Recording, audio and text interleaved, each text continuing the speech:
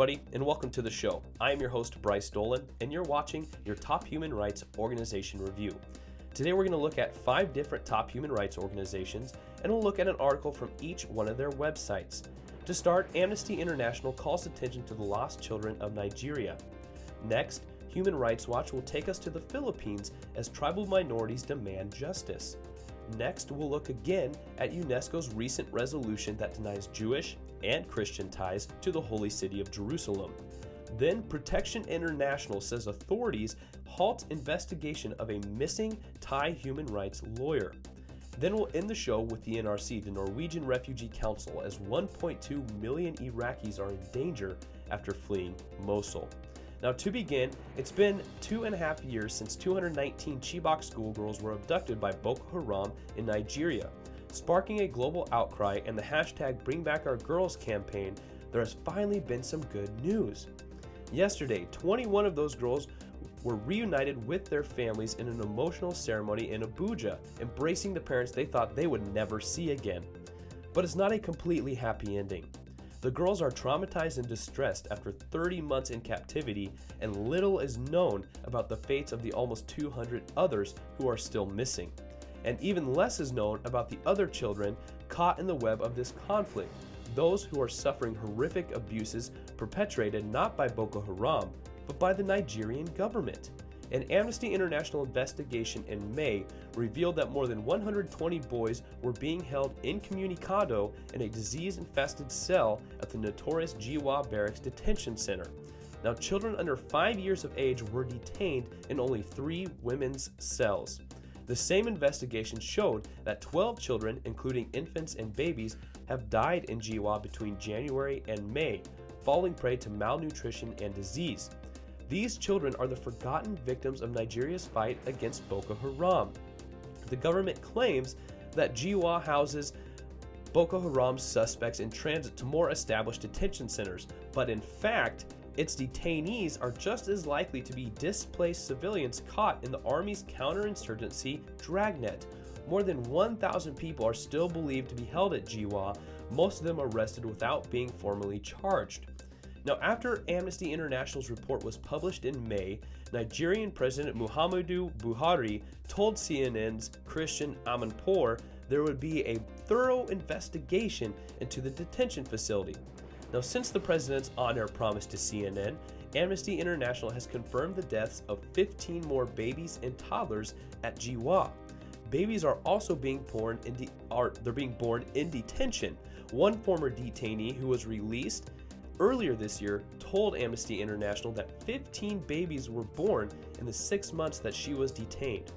Umar, a young boy who was recently released from Jiwa, spoke to Amnesty International about conditions there, describing how more than 200 boys were crammed into his cell, a significant increase from the 120 boys Amnesty recorded in the same cell in May. So, unfortunately, the government understands and knows of these abuses going on, and they're not doing anything to fix it. So hopefully soon, the Nigerian president and the government can take some responsibility and help out these forgotten children. Now next, Human Rights Watch follows hundreds of indigenous people marching in the streets of Manila on Monday, demanding respect for their basic human rights. They called for the government of President Rodrigo Duterte to drop trumped-up charges brought by the previous administration against 200 tribal minority rights advocates and urged the state security forces to stop committing abuses against tribal minorities, particularly on the southern island of Mindanao. Now, Monday's protest is the latest attempt by indigenous groups to seek justice and accountability for abuses against them. Indigenous groups often bear the brunt of human rights violations by state security forces in the Philippines, especially in areas with mining and plantation interests.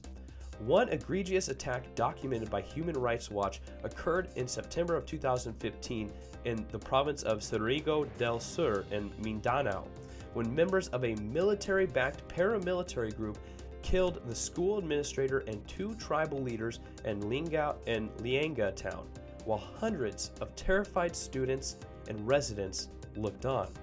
Now, President Duterte has spoken out in defense of the rights of tribal minorities.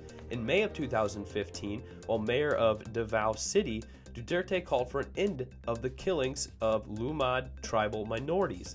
Now, since becoming president on June 30, 2016, Duterte has urged the return of indigenous peoples displaced in the September 2015 Surigao del Sur attack and welcomed tribal leaders to the presidential palace. Now, Duterte has an opportunity to deliver on his promises to protect the rights of indigenous peoples, but that will require him to take measures that he has scorned during his ongoing abusive war on drugs, enforcing rule of law, curbing security force abuses, and defending constitutional rights and freedoms. Now, until Duterte drops his hostility to those concepts, the suffering of the country's tribal minorities is unlikely to end anytime soon.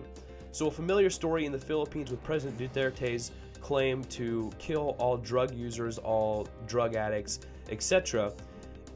This article is essentially saying the tribal people, the indigenous people, aren't going to be helped and the rights aren't going to be protected until this war on drugs comes to an end. And it doesn't look like it's going to come to an end anytime soon. Now, during our last human rights review, we touched on UNESCO's new resolution that denied Jewish and Christian ties to Jerusalem. Well, according to some, and Hillel Neuer, the director at UN Watch, they call it a victory for terrorism. The resolution was an outrage, and in that sense, it was a victory for terrorism, because in the past year, Jews have been attacked mercilessly in hundreds of attacks in Jerusalem by Palestinians, incited by Fatah and Hamas. So this kind of resolution only serves to reinforce the extremists and indeed the terrorists. So I'd say the resolution was a defeat. But politically, if you look at the votes, as you indicated, we had many significant vote changes. India, for the first time, abstained on a resolution dealing with Israel. There was a technical vote about a year or two ago, but this is the first time substantively that India abstained. That's a huge shift.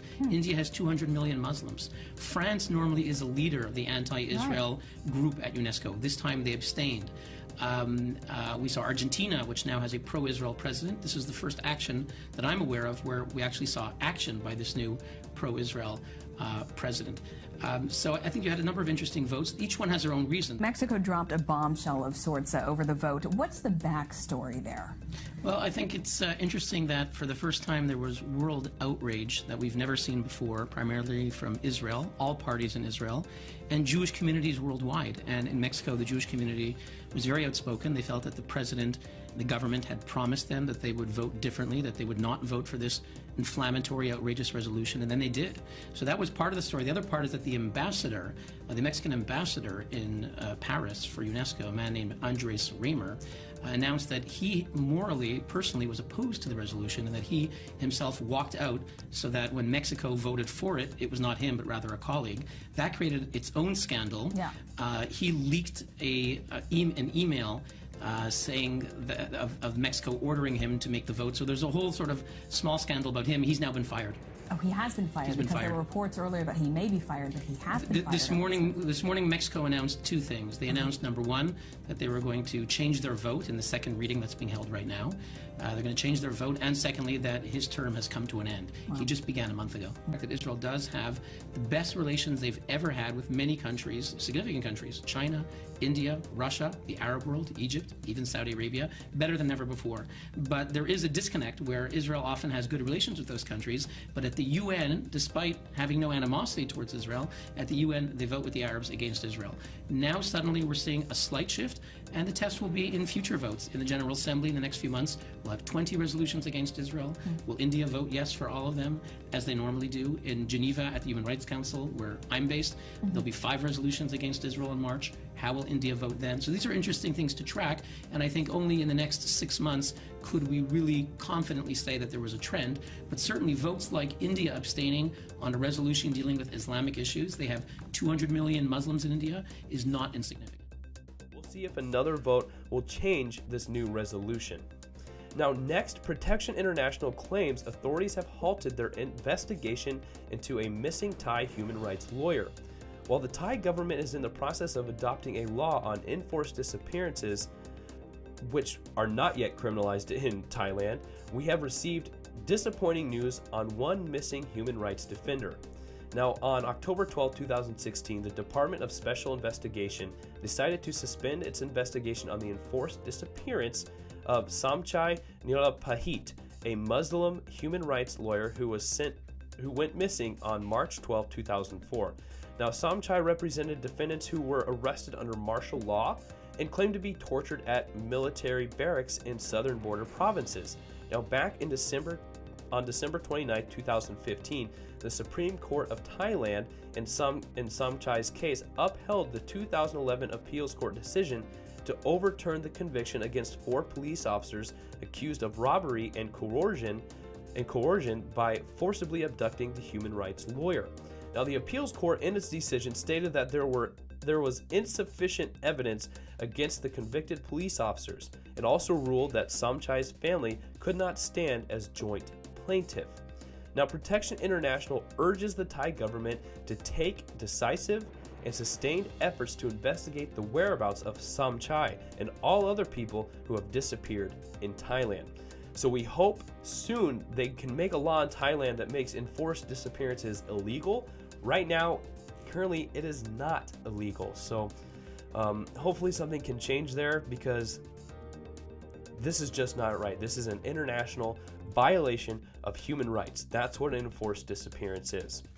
So hopefully Thailand can start getting more modernized and get up to date and be more respectful of their population and people and their human rights, and ban these enforced disappearances.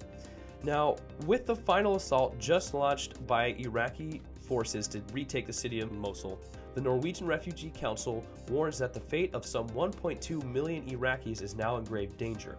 We'll make this the last story of our show, since it is a trending topic in the news today. Now, the NRC reiterates its appeal to the parties to the conflict to guarantee the safety of women, children, and men who have lived for more than 2 years under brutal opposition or oppression by establishing safe exit routes as the topmost priority. Now, with no safe routes out for civilians and the city under now heavy attack, hundreds of thousands of Iraqis are at extreme risk of being caught in the crossfire, shot at by snipers as they attempt to flee, or of coming under attack in their own homes. We fear the humanitarian consequences of this operation will be massive, said NRC's country director in Iraq, Wolfgang Gressman. Establishing genuinely safe routes out of the city for civilians is now the top priority. Nothing is more important. We have already seen the fatal consequences of so-called safe routes back in Fallujah, and we cannot expose more Iraqis to such risks again. They have been through too much already. Our staff has been working around the clock to prepare for the mass exodus of families expected to seek safety and our humanitarian assistance. But unless the warring parties provide safe exits for them, they will be faced with the bleakest of choices: stay behind and risk their lives under attack, or risk their lives trying to flee. The emergency camps set up on the outskirts of Mosul for the people escaping from the city can accommodate just over 60,000 people at present, but as many as 200,000 may flee in the first days of the offensive. Now, if they can make it out. The NRC is coordinating with other humanitarian agencies to ensure that all Iraqis are making it to safety and are given the basic necessities to survive. The way this offensive is carried out, as well as the treatment of the fleeing civilians at the hands of the fighting forces and the effectiveness of the humanitarian response, will determine the future of Iraq and how Iraqis will live side by side with each other. We cannot let Iraqi civilians down again in this moment of truth, Gressman said. Now, ladies and gentlemen, like I said, we saved that one for last since it is a more trending topic in the news. And not only do we wish for the safety of the soldiers and the forces that will be heading into Mosul to attack and overtake ISIS, but we also wish for safety the civilians and the families who live in Mosul and have lived in Mosul for years and who are just going to be, unfortunately, victims of this battle and this crossfire. Well, ladies and gentlemen, I encourage you to check out all of these articles. You can find the articles and the links to these articles below in the description. Please subscribe to our YouTube channel while you're checking them out. Give us a like on Facebook or follow us on Twitter. Well, that does it for today's show, ladies and gentlemen. Thank you for watching. I was your host, Bryce Dolan, and this was your Top Human Rights Organization Review.